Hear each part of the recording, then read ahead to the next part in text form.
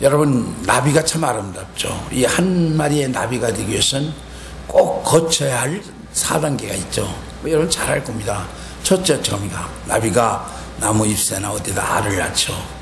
그러면 그 알이 이제 부화해서 2단계로 나무 잎을 갉아먹고 자랍니다. 그래 어느 정도 자라면 나비가 어떡합니까? 이제 번데기가 되죠. 근데 왜 번데기가 되냐면 이제 나무 잎을 갉아먹는 소화액이 어느 정도 자라면 안 나온답니다. 그러면 이제 번데기가 되기 위해서 씨를 이제 뽑아서 그 번데기를 삶잖아요. 번데기가 돼가지고 그 속에서 어떡합니까? 좀 지내다가 다시 그 나비로 변하죠.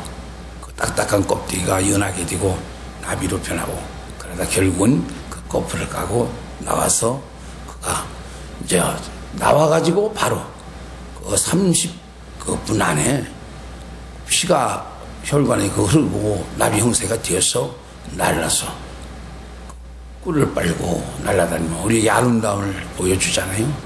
이 4단계 과정을 하나라도 실수하면 나비는 나비가 될 수 없는 거예요. 그렇잖아요. 참 우리가 보기는 아름답고 그냥 간단하지만 하나의 이건 작은 그 생물도 이런 과정이 거쳐야 된다는 거예요. 근데 하물며 우리 인생들은 어떻겠습니까? 하나님이 우주 만물을 누구를 위해서 졌는 줄 알아요? 우리 사람들을 위해서 졌어요. 이걸 아시에요. 사람을 그만큼 하나님 귀하게 여기죠. 왜? 하나님 형상을 따라졌기 때문에. 근데 오늘날은 잘못된 세가 되어버려요. 짐승을 사람보다 더 귀히 여기는 사람들이 있어요. 이건 잘못된 거예요. 하나님 앞에 가서 심판받을 짓이에요. 아니요. 아무리 귀한 짐승도 사람만은 못한 겁니다. 그래서 만물을 만드시고 하나님께서 사람에게 그걸 맡겼던 거 아니에요?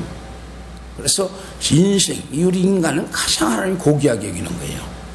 당신의 형상을 따라. 근데 죄를 졌기 때문에 우리가 하나님과 멀어졌던 것이고 인간이 하나님 축복에서 떠났던 거예요. 그런 인생이요.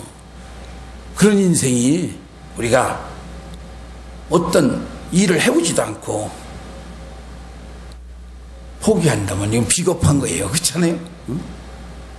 실패가 두려워서 노력해보지 않고 그냥 주저앉는다면 이건 하나님의 지으신 목적을 거역하는 거예요. 우리는 승리해야 됩니다. 특히 우리는 예수님 믿고 구원받은 백성이에요. 하나님의 백성이에요. 하나님이 우리를 축복하시고 하나님과 함께하는 그런 은혜를 주셨잖아요. 그러니까 우리가 포기한다는 것, 좌절한다는 것, 이건 하나님을 슬프게 하는 겁니다. 꼭 승리해야 될 줄 믿습니다. 유대의 유명한 학자 악기바라는 사람이 있습니다. 이 사람은요 가난해서 나머지 머슴으로 있었답니다.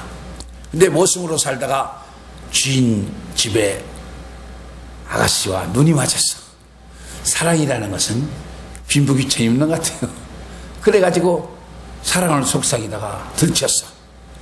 그래서 그 주인 딸과 함께 쫓겨났어. 쫓겨나서 둘이 결혼을 했어요. 근데 이 아가씨가 연애 갈 때는 몰래 그러니까 몰랐는데 같이 살아보니까 이거 도저히 무식해서 같이 살 수가 없을 정도요. 그렇지, 배운 게 있어야지. 그 주인집은 그래도 배우고 대단한 집인데 그래서 너무 무식하니까 제발 좀 배워라. 이제라도 늦지 않으니까 공부하라. 그러니까 아끼비가 하는 얘기가 아끼비가 아니 나이가 40이 돼서 무슨 공부냐고. 나는 안 난다고. 그럼 고집을 피고 양 치면서 양을 치면서 살았다는 거예요. 근데 어느 날 양을 치다가 이제 그쪽은 파르센족은 상당히 물이 위에가 떼빛이 들어와요. 고약합니다. 그러니까 이제 목이 마르니까 이 물이 흐르는 그 개울을 발견하고 거기 가서 물을 엎드려서 먹게 됐어요. 그러다가 앞에 있는 바위를 보고 깜짝 놀랐어요. 물줄기가 하나하나 떨어졌는데 그 바위가 거기가 패였더라는 거예요. 거기서 깨달음이 왔어요. 물 한 방울 물 하면 아무것도 아닌 것 같지만 그것이 계속 떨어지니까 바위를 뚫는구나. 그래서 그래, 내가 이제 늦었지만 나도 공부를 하면 될 것이다. 마누라 소원을 들어주자. 이래서 40이 넘어서 공부를 시작해가지고 유대의 유명한 학자가 됐다고 합니다. 그래요. 인간은 놀라운 능력을 가진 거예요. 하고자 하고 믿고 나가면 모든 일이 없는 겁니다. 특히 우리 예수 믿는 사람은 예수님께서 뭐라고 하세요? 믿는 자에게 능치 못할 일이 없다고 하시죠. 우리 예수님 믿고 믿음으로 승리하는 저는 여러분 되시기 바랍니다. 그러면요 좋은 열매가 맺히게 될 줄 믿습니다. 오늘 이제 말씀은 여호수아서인데 여호수아서를 보면 이 후반전은 이제 가나안 땅을 정복하고 분배하는 말씀이 쫙 나옵니다. 근데 여러분들 잘 알지만 이스라엘 백성은 12지파로 인해서 구성된 거죠. 야곱의 12아들. 야곱은 마누라가 넷이었어요. 그래서 원부인 네아로부터 6아들을 가지고 또 둘째 부인 나일로부터 2아들 그리고 자기 부인들 종으로부터 2아들 해서 12아들. 그래서 이스라엘 12지파가 거기서 시작된 거죠. 그런데 이제 그 중에 4지파는 하나님을 기업으로 삼는, 즉 하나님 앞에 제물을 드리고 하나님을 섬기는 그런 일을 전적으로 하는 지파이기 때문에 기업을 하나님이 주지 않았어요. 그래서 그들은 하나님이 기업이 됐죠. 그러니까 제사를 지내고 하나님께 예배를 드리고 백성들이 드린 11조를 가지고 살고 제물을 먹고 살았어요. 그래서 그들은 기업이 없었어요. 그 대신 요셉의 지파가 2지파로 갈라지죠. 왜냐하면 야곱이 요셉의 아들들을 불러놓고 축복 기도할 때 므낫세와 에브라임을 한 지파로 여겨줬어요. 그래서 요셉은 한 지파지만 2지파로 갈라져요. 그래가지고 4지파가 이제 빠지고 어떻게 요셉이 2지파가 돼서 이스라엘 백성들이 12지파로 존재해요. 그래서 4지파까지 따지면 13지파인데 사실상 그 분깃은 12지파만을 받게 되는 겁니다. 그 중에 이제 우리가 이미 말씀을 통해서 배웠지만 누벤 지파, 또 므낫세 지파, 갓지파죠. 그들은 이미 요단 동편에서 받았잖아요. 그리고 므낫세 반지파는 어디서 받았고, 그리고 나머지 이제 9지파 반이 요단강을 건너서 가나안 땅에서 지파대로 분배를 받게 되는 겁니다. 근데 그렇게 분배를 했는데 본문 14절 말씀에서 그 요셉의 자손들이, 그게 요셉 지파에 속한 므낫세와 아브라함 지파입니다. 그러니까 여기는 므낫세 반지파가 속해 있는 거예요. 므낫세 나머지 반지파는 이미 요단 동편의 땅을 차지했잖아요. 그래서 그 반지파와 요셉 에브라임 지파, 그들이 와서로 땅의 분배에 대한 불평을 하는 겁니다. 왜냐하면 자기들에게 준 땅이 작다는 거예요. 여호와께서 지금까지 내게 복을 주셨으므로 내가 큰 민족이 되었거늘 당시 나의 기업으로 해요 한 제비 한 붓깃만으로 내게 주시면 어찌면 하니까 그래서 항의를 하는 거예요. 불평을 하는 거예요. 왜? 그 이유는 그 민족들이 번성했는데 그거 가지고 안 된다는 거예요. 그러니까 요셉 지파 같은 경우 한 지파 반인데 어찌 한 지파 마냥 제비 하나 뽑아서 주느냐고 이렇게 불평하면서 여호수아에게 따지는 거예요. 지금으로서는 우리가 이해가 가죠. 그러나요, 당시의 상황에서는 엄청난 일이에요. 여호수아가 하나님의 시험받은 종으로서 그들을 가나안 땅으로 인도했고 그들을 모든 걸 주관하는 거 아니에요. 근데도 와서 일하는 거예요. 그러자 15절에서 여호수아가 이렇게 말하죠. 내가 큰 민족이 되었으므로 에브라임 산지가 내게 너무 좁을진데 브리시 족속과 느바임 족속의 땅 살림으로 올라가서 스스로 개척하라. 이렇게 말해요. 스스로 개척하라. 그러니까 너희들 필요 없다고 생각하는 거 그래. 나도 옳다고 생각한다고 얘기해요. 그렇다면 너희들 스스로 너에게 앞에 있는 땅들, 그 땅을 개척하라. 아직까지 정복하지 못한 땅이죠. 그 땅을 개척하라는 거예요. 이 개척이라는 것은 한문을 보니까 열을 개, 그리고 주을 척인데, 그러니까 어때요? 우리가 생땅을 여러분들 읽어봤어요? 저는 시골에 살았기 때문에 우리 산이 있었는데 그 산에서 이제 밭을 따비라고 그래요. 그걸 읽어서 콩을 심는다고 해봤어요. 그러면 떼밭을 다 뒤집어가지고 콩은 잘 돼요. 아무 데나 심어도 콩을 심었다니 심어요. 몇 대 동안.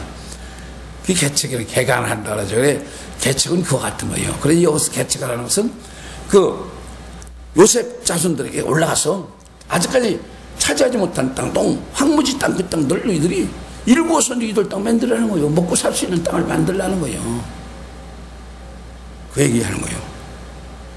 그러자 이 요셉 자손이 뭐라고 해요? 16절 보면 그 산지가 우리에게 넉넉하지 못하고 골짜기 땅에 거주하는 모든 가나안 족속에게는 벳소안과 그 마을에 거주하는 자이든 이스라엘 골짜기에 거주하는 자이든 다 철병거가 있나이다. 무슨 얘기냐면 그 땅은 우리에게 좁고 우리에게 마땅치 않다는 거야. 그리고 거기 사는 백성들은 다 철병거를 가지고 있다. 무기를 갖고 있다. 철로 만든 무기를. 그러니까 싫다는 거야. 싫다는 거야. 뭐 두 가지, 땅도 싫고 사실상 그 강한 사람들과 가서 싸워서 이길 만한 자신도 없었던 것 같아요. 그래 싫다는 거예요. 그러자 여호수아가 뭐라고 그래요? 너는 큰 민족이요 큰 권능이 있은즉 그래요. 한 북길만 가질 것이 아니라 그 잔지도 내 것이 됨이니 그 비록 살렘이라도 내가 개척하라. 그 끝까지 내 것이 되리라. 가나안 족속이 비록 철병거를 가지고 강할지라도 내가 능히 그를 쫓아내리라 그래요. 자, 여기서 두 가지를 얘기해줘요. 응? 너희들은 큰 권능 있는 사람들이다. 인정을 해줘요. 인정을 해줘요. 또 큰 민족이다. 그래 지금 분깃이 작다면 그것을 너희 그 산지를 가서 개척을 하면 그것을 너희들에게 그대로 영원히 주겠다. 보상을 얘기하는 거죠. 너희들 수고 헛되지 않겠다.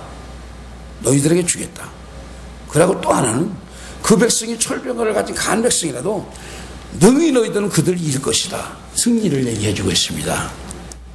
그래서 오늘 이 말씀을 가지고 우리가 함께 은혜 나누는 시간을 갖겠습니다. 우리가 이 말씀을 통해서 먼저 깨달을 것은 첫째로 하나님께서 주신 은혜와 축복에 감사해야 된다는 것을 우리가 깨닫게 됩니다. 우리가 적게 받았건 크게 받았건 하나님이 주신 축복이라면 하나님이 주신 은혜라면 감사합시다. 왜냐하면 감사하지 못하면요 불평과 원망이 나오게 돼 있어요. 그렇잖아요? 여러분 감사하지 않고 그냥 가만 가만히 있을게요. 아니에요. 사람이 그렇게 못하는 거예요. 감사가 안 나오면 자연히 불평이 나오고 원망이 나오게 돼 있어요. 이게 인간이에요. 그래서 우리가 감사라고 성경에서 범사에 감사라고 우리에게 말씀하는 거예요. 인간이에요. 여기 그 요셉의 자손들 봐요. 사실상 이들 작은 땅이 아니에요. 이 지역상으로 보면 상당히 넓은 땅을 줬어요. 좀 땅은 거칠어서 넓은 땅을 줬고 일부 이제 아직까지 정복하지 못한 땅이 그들이 있을 뿐이지 실질적으로 조금 받은 것이 아니에요. 그런데 작다고 와서 불평하잖아요. 불평하고 와서 따지는 거예요. 이 불평 참 무서운 겁니다. 이 사람이 그래요. 재성을 갖고 있더니 감사보다는 불평을 더 잘하는 것 같아요. 감사는 하라도 안 해도 불평은 하지 말라도 잘해요. 그래 그래요. 그게 마귀가 축복을 뺏는 거예요. 참 우리가 정신 차려야 합니다. 이 불평과 원망 이건 하나님이 가장 싫어하는 겁니다. 사람이라는 게 이런 사람이 사는 게 다 똑같은 것 같아요. 어떤 그 회사의 임원이 하루는 아침 식사를 일찍 일어나고서 어느 레스토랑에 밥을 먹으러 갔대요.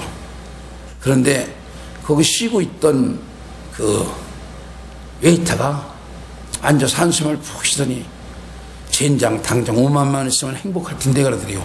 그래 임원이 보니까 아니 5만 원 무슨 사연이 있길래 5만 원 있으면 행복하다고 할까 해서 이제 식사를 가지고 나와서 그 식사 그 웨이터가 갖고 나오길래 팁으로 5만 원을 줬다는 거 행복하라고. 그럼 이제 식사를 마치고 나오는데 또 그 웨이터가 하는 소리가 또 들었더니 그러더래요. 웨이터가 이번에는 에이 10만 원 있다 그러니까 젠장 그러더래요. 10만 원 있으면 행복할 거면 10만 원 받았을 건데 5만 원 있다고 그랬기 때문에 5만 원 받다고 오히려 불평하고 있다는 거예요. 그래요. 불평과 원망이라는 거죠. 하면 할수록 자꾸 더 커지는 거예요. 그래서 감사해야 되는 거예요.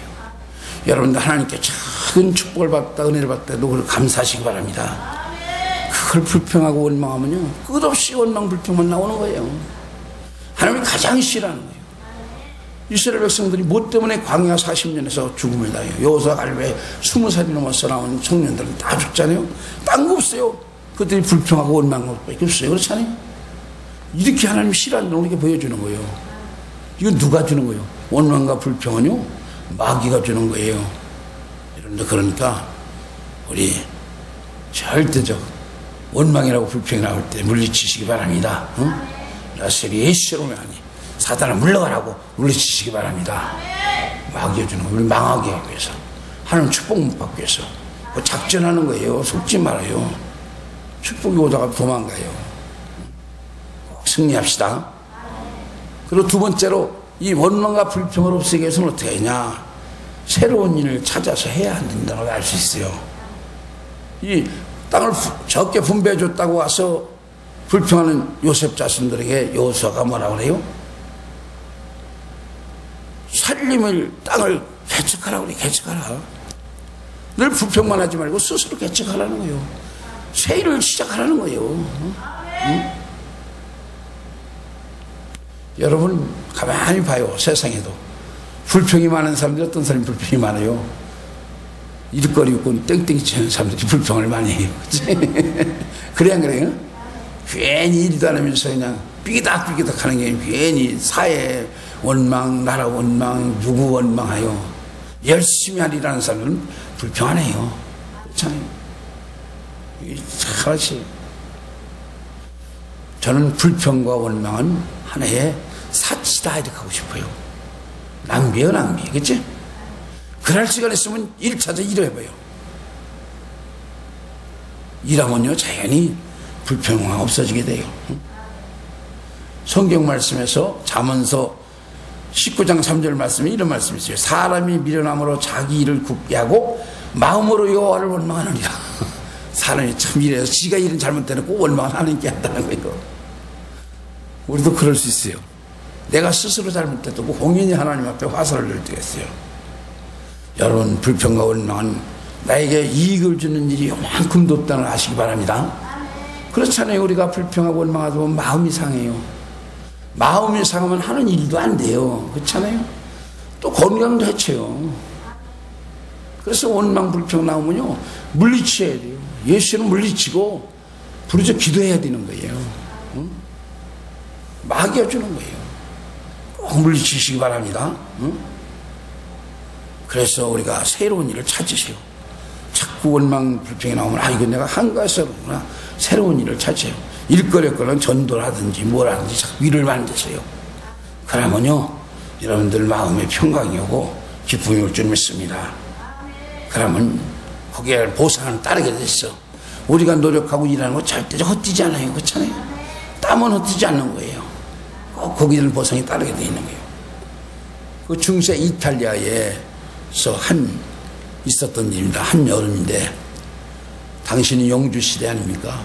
한 성의 영주가 하루는 아침 일찍 잠을 깼어. 그래서 그냥 일찍 새벽에 산책을 나갔어.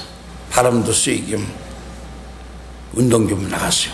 근데 그 새벽에 한 정원사 와서 정원을 가꾸고 조각을 만들어서 세우고 있더라는 거예요. 그 영주가 보니까 참 이상해요. 깜짝 놀라서 여보게 그런다고 임금을 더 주지 않을 건데 왜 그렇게 고생하나. 돈은 영주한테 서는데. 그러니까 그 정원사 청년이 하는 얘기가 영주님 저는 정말로 이 정원을 사랑합니다. 이 정원을 가꾸는 것은 저의 기쁨입니다. 저는 이 보수 때문에 이 정원에서 일하는 거 아닙니다. 그러더래요. 영주가 깜짝 놀랐다는 거예요. 감동 먹어서 감동받았다는 거예요. 그래가지고 그 사람을 갖다가 손재주가 있으니까 후원자가 돼서 미술 공부를 시키기 시작했어요. 그 사람이 누군지 알아요? 미켈란젤로. 지금도 미술의 대가 아닙니까? 미켈란젤로가 된 거야.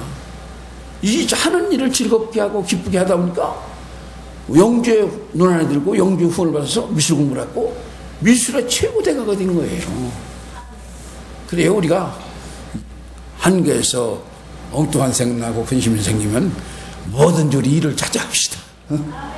육신으로 힘들으면 뭐라도 하면 돼요. 전도하도 되고 기도하도 해도 되고 성경을 읽어도 되고 일을 찾아서 하세요. 그러면 여러분들 좋은 일이 여러분들 삶 가운데 임할 줄 믿습니다.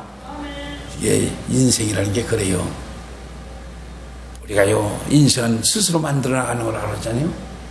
그래서 우리가 아름다운 인생으로 우리가 마치기 위해서는 자꾸 행복한 걸 꿈꾸세요. 그래서 열심히 노력하면요 분명히 그날이 이룰 줄 믿습니다. 세 번째로 우리가 하나님의 약속한 축복을 받아 누리려면요 믿고 행해야 된다는 걸 말씀해 주고 있어요. 그래서 여호수아가 분배한 땅이 작다고 와서 불평하는 그 요셉 자손들에게 너희도 삶이라도 가서 개척하라고 그러면서 그걸 차지하라고 그러잖아요. 그러자 그들은 그 땅은 우리 마음에도 안 들고 자꾸 거기 사는 사람들은 철벽으로 가서 강해서 우리가 못 이긴다는 거예요. 왜 그랬을까요? 땅도 마음에 안 들지만 사실상은 적이 두려웠던 것 같아요. 이길 자신이 없었던 것 같아요. 그죠? 하나님 핑계죠. 여기서 우리가 짚고 넘어갈 일이 있어요. 가나안 땅은 하나님이 이스라엘 백성들에게 준다고 약속한 땅이에요, 안 난 땅이에요? 준다고 이미 약속한 땅이에요. 지금 그 준다고 약속한 것을 아직까지 못 차지하고 있는 거예요. 여호수아는 그걸 믿는 거예요. 그 하나님의 언약의 말씀을. 그러면 이 요셉 자손은 누구의 자손이에요? 하나님의 자손 아니에요? 하나님 백성 아니에요? 그러니까 그들이 나가서 싸워서 정복하고자 하면 하나님께서 분명히 그들을 이기게 해주실 것은 이 여호수아는 알았던 거예요. 그걸 믿었던 거예요. 그러니까 이렇게 당당하게 얘기하는 거예요. 그들이 강할지라도 너희는 그들을 무찌를 것이라고 얘기하는 거예요. 이게 축복을 받아 누리는 하나님의 비법이에요. 여러분들이 하나님 말씀을 읽다가 어떤 약속의 말씀, 마음 말씀 다 땄어요. 그러면 그 말씀 붙들고서 우리가 믿고 행하면 역사가 일어날 줄 믿습니다. 어떤 기도하다가 오는 말씀이 탁 와서 붙들쳤어요. 그게 살아있는 말씀인데 그러면 그 말씀을 우리가 붙들고 또 믿고 움직이면 역사가 일어나는 거예요. 설교를 듣다가 말씀이 탁 붙어서 이거 내 말씀이다 하고서 그 말씀 듣고 우리가 움직이면요 역사가 일어나는 거예요. 그래야 하나님의 축복을 받아줄 수가 있는 거예요. 듣고 알고 그냥 그걸로 묻어버리면 안 되는 겁니다. 믿고 행할 때 역사가 일어나는 것을 꼭 믿으시기 바랍니다. 이걸 여호수아가 그 요셉 자손들에게 강조하는 거예요. 강조하는 거예요. 믿고 행하라는 거죠. 너희들은 능히 그들을 물리칠 수 있다는 거죠. 그래요. 우리는 예수님과 함께 합니다. 우리는 원수마귀를 물리칠 수 있는 권세가 있는 자들입니다. 그래서 말씀을 정리하면 원망과 불평, 이건 뭐예요? 마귀가 와서 우리 마음에 도둑질하는 겁니다. 와서 우리 마음의 축복을, 행복을 도둑질하기 위한 하나의 방법입니다. 여러분들 내일 한번 시험해 보세요. 아침에서 일어나서 불평할 거 없는 거 찾아서 하루 종일 해봐요. 얼마나 불행할까. 그러나 반대로 딱 일어나서 좋은 거 생각하고 행복한 거 생각하고 이것저것 생각하고 얼마나 행복합니까? 그렇잖아요. 마귀는요 우리 불행하기를 원해요. 우리가 축복 못 받기를 원해요. 하나님이 축복받는 건 배 아파서 못 살아요. 걔들은. 그래서 우리한테 자꾸 가장 시험당하기 쉬운 대로 불평원망 아니에요. 그죠? 우리 인생에 사는 것이 다 보면 정말 시험거리고 그런 거 아니에요? 그래서 마귀가 자꾸 우리를 속이는 거예요. 속지 맙시다. 우리 승리합시다.